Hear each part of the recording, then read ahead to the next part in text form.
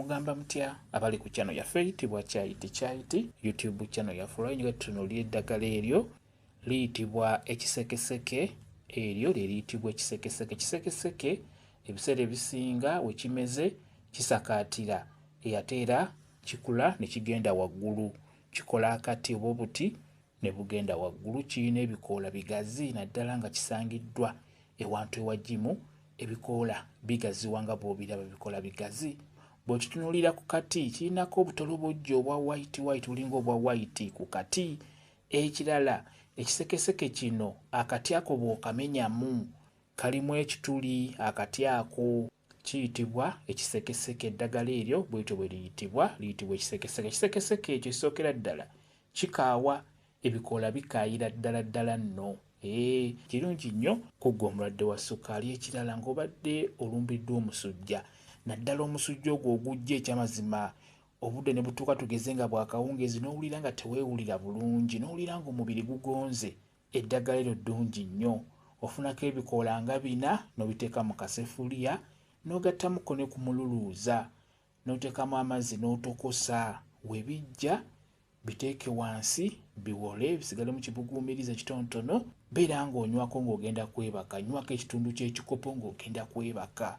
Ogenda keera bulungi nnyo. Gwe abeera agonze naddala mu budde obwakawungeezi n'owulira ng'olinga agenda okulumbibwa olusujjasujja, beera ng'onywa ku ddagala eryo lijja kukuyambako. Osobola okukiyenga obuyenzi ng'ogasseemu n'omululuuza oba n'otokosa butokosa n'okitokosaako era ng'ogasseemu omululuuza n'obeera ng'onywako. Omusujja gujja kuba gugendera ddala naddala ogwo nga wakagufuna. Beera ng'onywa ku kisekeseke ekyo. Ekirala mulimu abantu abalumizibwa amannyo. Amannyo nga gakumazeeko emirembe ganyenyeera, amannyo gavaamu omusaayi. Eryo ddagala nnyo. Ekisekeseke ekyo kirungi nnyo ku bulwadde obwo. Ofuna bikoola ebyo wamu n'akatiititi ako n'obinyigaanyiga n'obiyengera mu mazzi.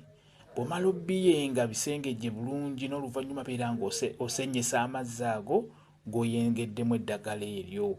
Sennyesa amazzi g'oyenzemu eddagala eryo, amannyo gagenda kutereera. Olw'ensonga ekisekeseke ekyo kirungi nnyo kuggwa lumizibwa amannyo. Oba osobola okuddira akati kennyini ako n'obeera ng'okasennyesa mu mannyo go, amannyo gagenda kutereera.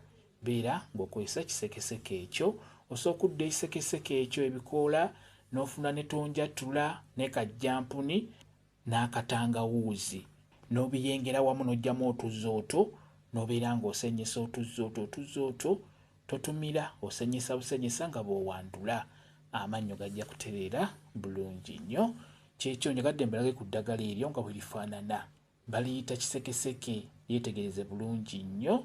Eribeerayo ku ttale ojja ddifuna. Limera nnyo mu nnimiro ku ttale, obeera ojja kulifuna.